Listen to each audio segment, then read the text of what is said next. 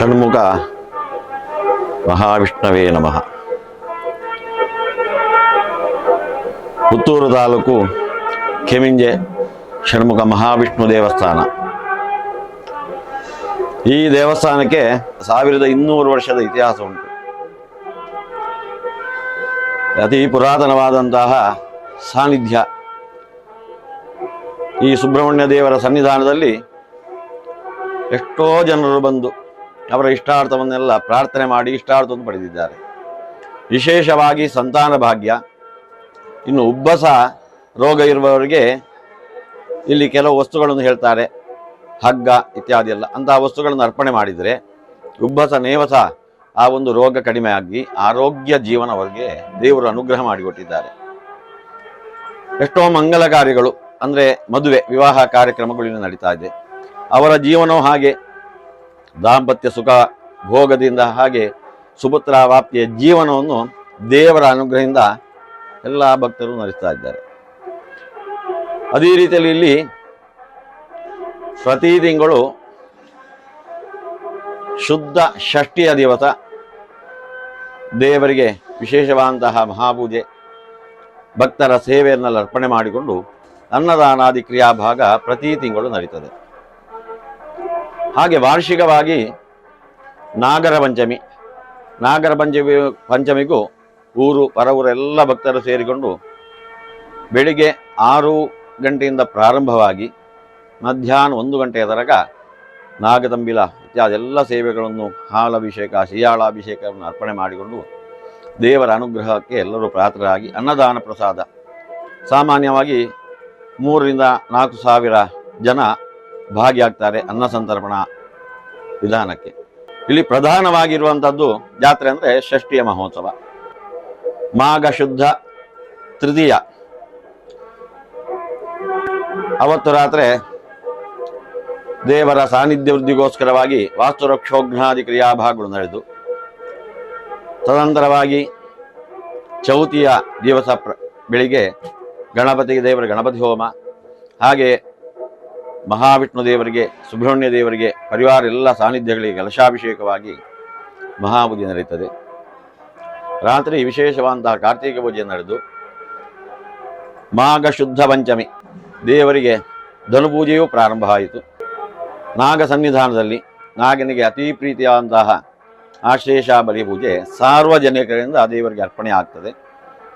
ಹಾಗೆ ಪಂಚಮಿ ಆದ ಪರ್ವಕಾಲ ಆದ ಕಾರಣ ನಾಗದೇವರಿಗೆ ವಿಶೇಷವಾದಂತಹ ಕ್ಷೀರಾಭಿಷೇಕ, ಪಂಚಾಮೃತಾಭಿಷೇಕ, ಸಿಯಾಳಾಭಿಷೇಕ, ನಾಗತಂಬಿಲ ಸೇವೆ ಇದೆಲ್ಲ ಭಕ್ತರು ನಿರಂತರವಾಗಿ ಈಗ ಆ ಸೇವೆ ನಡೀತಾ ಉಂಟು. ಎಲ್ಲರೂ ಕೊಡ್ತಾರೆ. ಅವರ ಪ್ರಾರ್ಥನೆಯನ್ನು ಅರ್ಚಕರಲ್ಲಿ ನಿವೇದನೆ ಮಾಡಿ ಅವರಿಗೆ ಪ್ರಸಾದ ಕೊಡ್ತಾರೆ. ತದನಂತರವಾಗಿ ಅನ್ನದಾನ ನಡೀತದೆ. ಈ ಅನ್ನದಾನಕ್ಕೂ ಸಾಧಾರಣ 4,000-5,000 ಸಾವಿರ ಜನ ಸೇರ್ತಾರೆ. ಇಲ್ಲಿ ಪಂಚಮಿ ಮತ್ತು ಷಷ್ಠಿ ಉತ್ಸವ. ಸಾಮಾನ್ಯವಾಗಿ 7 ಗಂಟೆಗೆ ದೇವರು ಬಲಿ ಹೊರಡ್ತಾರೆ. ವಿಷ್ಣು ದೇವರು ಮತ್ತು ಸುಬ್ರಹ್ಮಣ್ಯ ದೇವರು 2 ದೇವರು ಆ ಬಲಿ ಹೊರಟು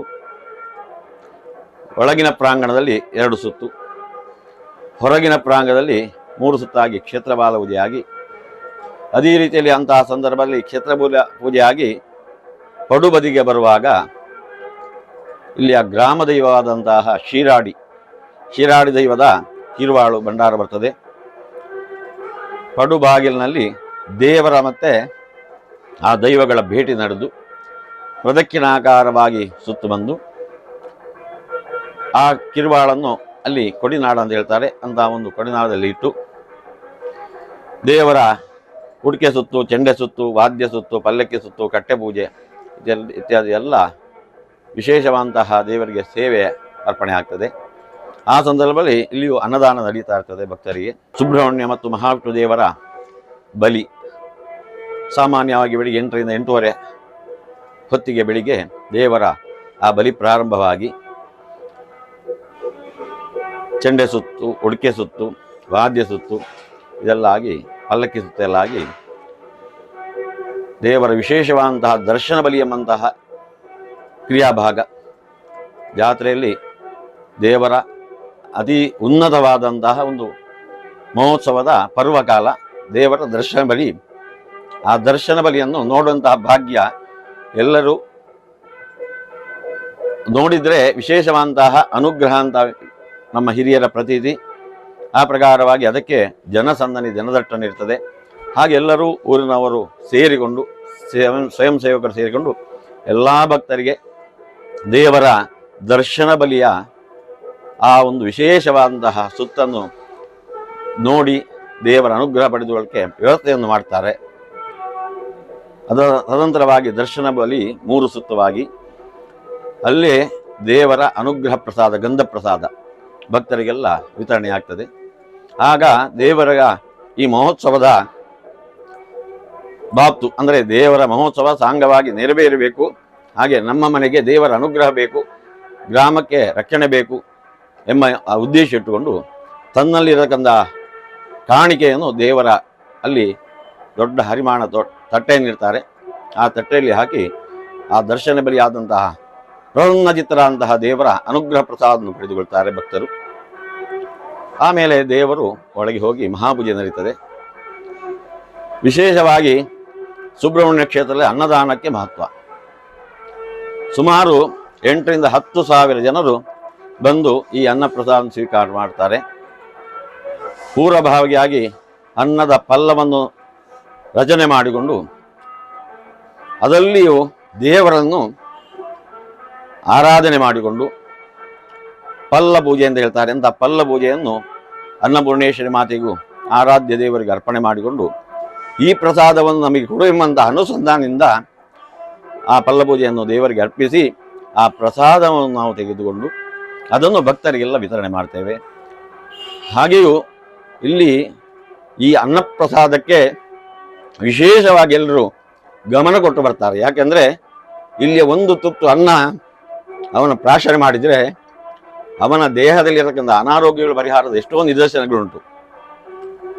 ಹಾಗೆ ಮನೆಯಿಂದ ಬರಲಿಕ್ಕೆ ಆಗುವುದಿಲ್ಲ ಎಂಬಂತಹ ಸಂದರ್ಭ ಯಾರಿಗಾದ್ರೂ ಇದ್ರೂ ಇಲ್ಲಿ ಕೇಳಿ ಒಂದು ತುತ್ತು ಅನ್ನವನ್ನು ಮನೆಗೆ ಕೊಂಡೋಗಿ ಅನಾರೋಗ್ಯ ಸ್ಥಿತಿಯಲ್ಲಿ ಇರತಕ್ಕಂತಹ ಆ ವ್ಯಕ್ತಿಗೆ ಕೊಟ್ಟು ಅವರು ಆರೋಗ್ಯ ಪಡೆದು ಮತ್ತೊಂದು ಉತ್ಸವಕ್ಕೆ ಬರುವಂತಹ ಪ್ರತೀತಿಗಳು ಎಷ್ಟೋ ಅಲ್ಲಿ ನಡೀತದೆ. ಅತಿ ಕಾಣಿಕವಾದಂತಹ ಅತಿ ಪುರಾತನವಾದಂತಹ ಇದು ಕ್ಷೇತ್ರ. 3 ವರ್ಷ ಇದು ಧಾರ್ಮಿಕ ದತ್ತಿ ಇಲಾಖೆಯ ಸುಪರ್ದಿಯಲ್ಲಿ ನಡೆಯುವಂತಹ ದೇವಸ್ಥಾನ. ಆದ ಕಾರಣ ಅದರಲ್ಲಿ 3 ವರ್ಷಕ್ಕೊಮ್ಮೆ ಅಧ್ಯಕ್ಷ ಪದವಿಯನ್ನು ನಾವು ಸಮಿತಿ ರಚನೆ ಕಾರ್ಡನ್ನು ಅಧ್ಯಕ್ಷರ ಮುಖಾಂತರವಾಗಿ ದೇವಸ್ಥಾನದ ಎಲ್ಲ ವ್ಯವಸ್ಥೆಗಳು ನಡೀತದೆ. ಇವಾಗ 3 ವರ್ಷ ನಾವು ನಮ್ಮ ಸದಸ್ಯರು ಸೇರಿಕೊಂಡು ದೇವಸ್ಥಾನದ ಕೆಲವೆಲ್ಲ ಕೆಲಸಗಳನ್ನು ದೇವರಿಗೆ ಅರ್ಪಣೆ ಮಾಡಿದ್ದೇವೆ. ಭಕ್ತರ ಸಹಕಾರದಿಂದ ನಮ್ಮ ಸಮಿತಿಯರು ಸೇರಿಕೊಂಡು ದೇವರ ಪಡುಬದಿಯ ಮೇಲ್ಛಾವಣಿ, ಆಮೇಲೆ ಅಶ್ವತ್ಥಕಟ್ಟೆಯ ಜೀರ್ಣೋದ್ಧಾರ, ಅಶ್ವತ್ಥಕಟ್ಟೆಯಲ್ಲಿ ಸುತ್ತುವ ಭಕ್ತರು ಸುತ್ತು ಬರಲಿಕ್ಕೋಸ್ಕರವಾಗಿ ಇಂಟರ್ಲಾಕ್ ಅಳವಡಿಕೆ, ಹಾಗೆ ದೇವರ ಅನ್ನ ನೈವೇದ್ಯ ತಯಾರು ಮಾಡಲಿಕ್ಕೆ ಸ್ಟೀಮ್ ವ್ಯವಸ್ಥೆ. ಯಾಕಂದರೆ ಸಾಮಾನ್ಯ ಒಂದು 10-12 ಕ್ವಿಂಟಾಲ್ ಅನ್ನ ಬೇಯಬೇಕಾಗ್ತದೆ. ಅದಕ್ಕೋಸ್ಕರವಾಗಿ ಅದರ ಶ್ರಮ ಕಟ್ಟಿಗೆ ಇದೆಲ್ಲ ಸ್ವಲ್ಪ ಈ ಕಾಲದಲ್ಲಿ ಕಡಿಮೆ ಆಗುವ ಕಾರಣ ಸ್ಟೀಮ್ ಎಂಬಂಥ ವ್ಯವಸ್ಥೆಯನ್ನು ಅದನ್ನು ನಾವು ಹಾಗೆ ಎಲ್ಲ ಭಕ್ತರನ್ನು ಸೇರಿಸಿಕೊಂಡು ಅದನ್ನು ಅರ್ಪಣೆ ಮಾಡಿದ್ದೇವೆ. ನಾಗದೇವರ ಅತಿ ಪ್ರೀತಿಯಾದಂತಹ ನಾಗತನು ಸೇವೆ ಎಂಬಂಥ ವಿಶೇಷ ಸೇವೆ ಅದನ್ನು ನಾವು ದೇವರಿಗೆ ಅರ್ಪಣೆ ಮಾಡಿದ್ದೇವೆ. ಈ ದೇವಸ್ಥಾನಕ್ಕೆ ಊರ ಪರವೂರ ಅಭಿಮಾನಿಗಳು ಹಾಗೆ ಭಕ್ತಾಭಿಮಾನಿಗಳು ಬಂದು ಸೇವೆಯನ್ನು ಕೊಟ್ಟು ಅವರ ಎಲ್ಲ ಇಷ್ಟಾರ್ಥವನ್ನು, ವಿಶೇಷವಾಗಿ ಇಲ್ಲಿ ಸಂತಾನದ ಭಾಗ್ಯ, ಹಾಗೆ ಉಬ್ಬಸ ಇತ್ಯಾದಿ ರೋಗ ಶಮನ, ಹುಟ್ಟ ರೋಗ ಪರಿಹಾರ, ಆಮೇಲೆ ಸಂತಾನಕ್ಕೆ ಪ್ರತಿಬಂಧಕವಾದ ದೋಷ ಪರಿಹಾರ, ಇನ್ನು ಕೆಲವೆಲ್ಲ ಸಂದರ್ಭದಲ್ಲಿ ಮಾನಸಿಕವಾಗಿ ಸೀಮಿತವನ್ನು ಕಳೆದುಕೊಂಡವರೆಲ್ಲ ಇಲ್ಲಿ ಬಂದು ದೇವರಲ್ಲಿ ಆ ಒಂದು ಪ್ರಸಾದ ಸ್ವೀಕಾರ ಮಾಡಿಕೊಂಡು 48 ದಿವಸ ವ್ರತದಿಂದ ಅಂತಹ ಪ್ರಸಾದ ಸ್ವೀಕಾರ ಮಾಡಿದರೆ ಮಾನಸಿಕವಾದಂತಹ ನೆಮ್ಮದಿಯಿಂದ ಅವರ ಜೀವನವು ಸಾಂಗವಾಗಿ ನಡೆದಂತಹ ನಿದರ್ಶನವುಂಟು. ಹಾಗೆ ಭಕ್ತರೆಲ್ಲ ಬಂದು ದೇವರ ಅನುಗ್ರಹ ಪ್ರಸಾದ ಸ್ವೀಕರಿಸಿ ದೇವರ ಅನುಗ್ರಹಕ್ಕೆ ಪಾತ್ರರಾಗಬೇಕಾಗಿ ನಾವೆಲ್ಲ ಸಮಿತಿಯ ಪರವಾಗಿ ಎಲ್ಲರೂ ನಾನು ಕೇಳಿಕೊಡ್ತಾ ಇದ್ದೀನಿ. ಭದ್ರಂ ಶುಭಂ ಮಂಗಲಂ.